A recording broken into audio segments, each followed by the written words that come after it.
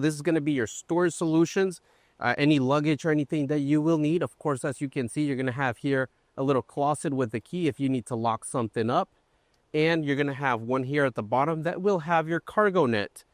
This is in case if you need to have any type of, luggage on the back of the van without going into the bathroom if you still need to use it while driving. You're going to have these hooks here next to the fridge, top and bottom, and next to the toilet, top and bottom, which is going to be a netted up, keeping everything tight to the back. And lastly, you're going to have the storage above your toilet, which is good for like toilet paper or anything that you might need. I already have the cargo net extended. All we're going to do, the two short sides are going to go in one side, and the one that has the actual strap will go in the opposite by the bathroom. Top, bottom, and all you have to do is just pull, and that's your cargo net for your luggage.